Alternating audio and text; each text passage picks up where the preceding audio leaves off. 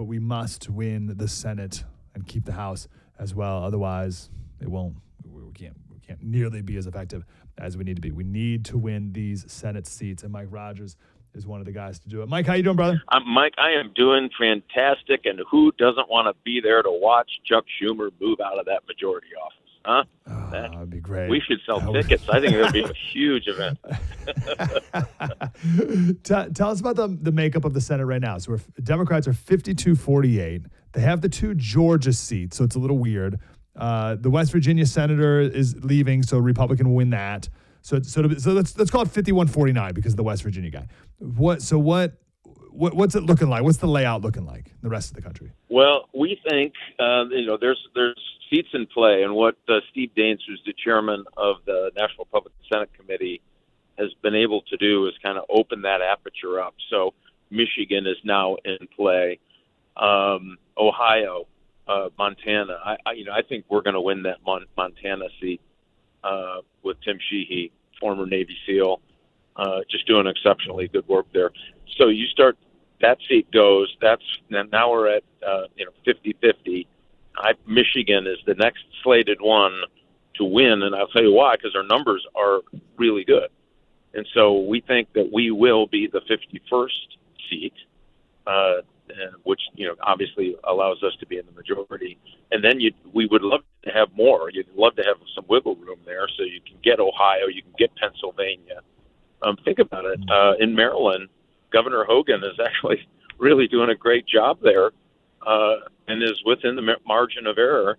And Nella Domenici, New Mexico, a seat we never believed we could win, is now in play because they got Nella Domenici, the daughter of Pete, to run in that seat, and that's going to be a barn burner. And then Arizona with Kerry Lake, then Hovde and Wisconsin, all giving them a run for their money. This is why this is so good. That the Democrats now have to play defense in so many places.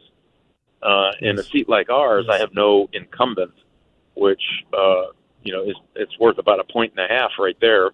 And so we're going to win this thing for the state. We're going to be 51, and then we're going to have some of these other ones going to come in, and we're going to get to that 53 to 55 range. Yes. If things fall right, or as they should, or as we hope, man, 55 senators. Now it's a game on.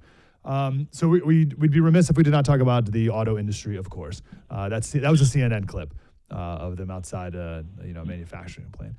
What's wrong with Kamala Harris and/or your opponent when it comes to the auto industry? Where do we begin? The federal government under the Biden-Harris and my likely opponent, Alyssa Slotkin, they believe that we should ban gas engines. And we have 1.1 million jobs associated with gas engines. And by the way, it's all about the emissions at the pipe. Massive amounts of progress through technology reducing those emissions at the pipe. And we haven't even gone to hybrids. They want to do all electric vehicles, which is not feasible. People don't want them. It doesn't work for everybody. Cold weather apparently they're immune to that from wherever they live, and they don't understand what that's going to do to our car industry. This is the first year that foreign cars, foreign-owned manufacturing in the United States, produce more than American cars. And part of that is because the federal government has weighed in so heavily and mucked this thing up that it's hard for them to try to plan these 5-year cycles because the government's saying, no, you got to build these electric cars. So they are terrible for the auto industry. They want energy prices high. They're doing everything they can do to get energy prices high. And remember when Barack Obama in his election said we really need to have gasoline at $5 a gallon to force people to behave better? Well, guess what? They've never abandoned that. And, Michigan over the weekend, it was $4. So they're getting close. The problem is it's just killing small business and it's killing working families. And that's why you see those in that CNN clip where there were 2 auto workers saying, hey, this is going to ruin, this will ruin the country. They are going to take 400,000, if they have their way, 400,000 jobs out of that 1.1 million. And that only assumes if Michigan gets every single electric car manufacturing job because it takes 40% less labor. So you start doing the math on that, and that 400,000, there's about 5 jobs associated with every auto manufacturing job. You don't have to you don't have to take your shoes off and count your toes to figure out this is really, really bad for a Michigan economy. And so I think it's just getting people to understand what horrible implications are from these really heavy government intervention into the economy events.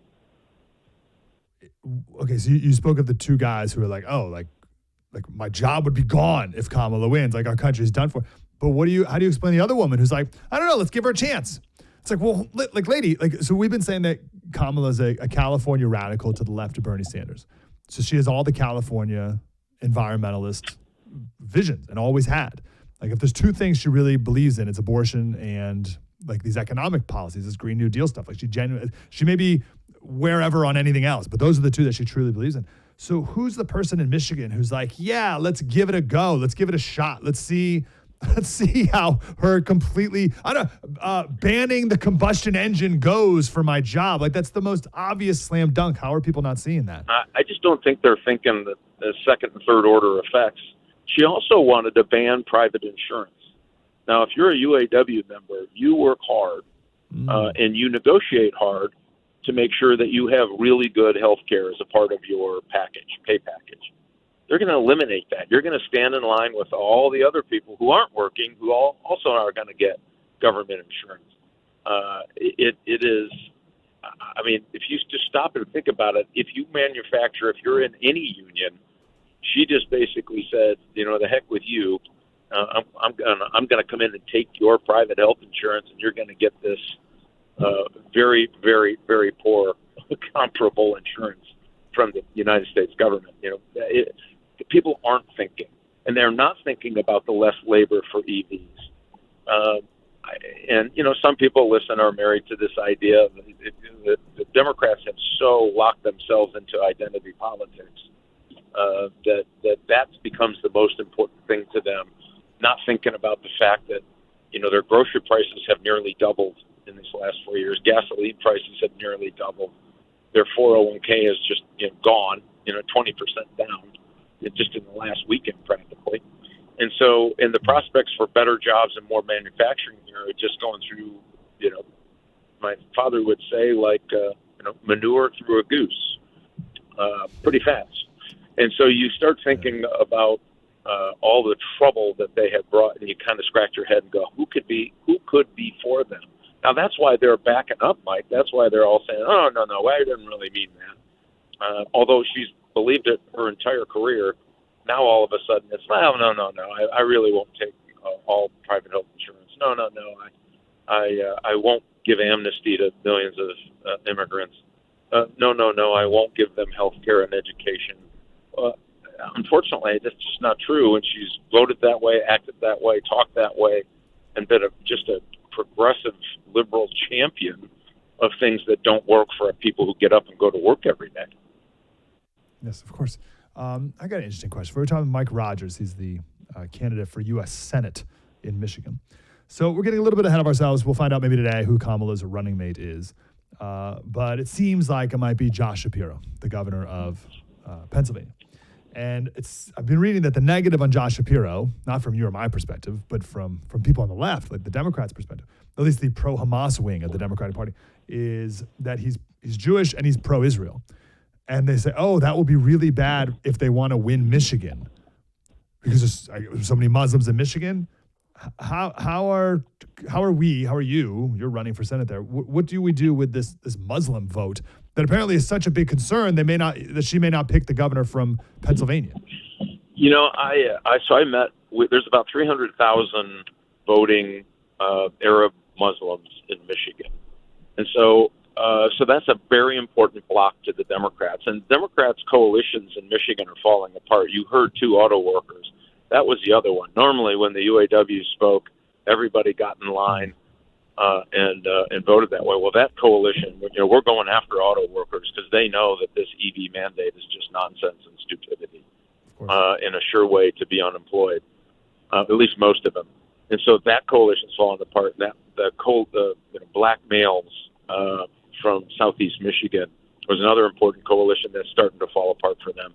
This Arab Muslim coalition, I met with 40 leaders of that community, and listen, I'm pro-Israel, so they don't like that, but they have a saying. One of the guys told me it's better to be stabbed in the face than stabbed in the back, and they feel that Joe Biden told them one thing and then went and did another on this Israel thing, and same with my likely opponent, did the same thing. And so here's what and maybe that's why they're doing it, because folks have said we're not voting for Joe Biden or Harris. They're not doing it. They feel that they are part and parcel. She's kind of stapled to his leg on all of these policies, and as much pixie dust as they're trying to throw in our faces, can't change all that. And so I think that coalition's in trouble for them anyway, because Harris is at the top, and I don't think their vice presidential pick's going to make much of a difference for them. And think of this. Remember their just real quick. 113,000 of the Muslim Arabs went to the poll in February, on a cold February day in Michigan, and voted uncommitted. That's a level of intensity. If just 10% do what they said they were going to do, which was not vote, that's a bigger margin than Trump won Michigan in 2016. That's why this is so important. Hold on. That's something right there. Say it again. So you said there's 300,000 voting Muslims in Michigan? Yes. And you said Arab half Muslim. of them Yeah. Arab Muslim. And you say half of them, 150,000, actively went out of their way to go to the primary and vote no on Joe Biden. Yeah, uncommitted. Yeah, they didn't vote. They pulled that Democrat ballot and voted uncommitted. Yeah, went to vote and then voted uncommitted. And you're saying if like 10% of those people don't vote, or heaven forbid, vote for you, then that would be, or Trump, that would be a game-changing margin right there. Absolutely. Wow, that's something. Yeah, that's why Michigan becomes, takes on this kind of new flavor of, hey, Republicans can win. And I believe I wouldn't get in this race if I didn't believe we could win this race. Sure. And we're gonna do it with working people, with Muslims who understand that the Democrats have lost their minds. This is not your father's Republican Party or your grandmother's Republican Party, or Democrat Party. These folks have really lost their minds.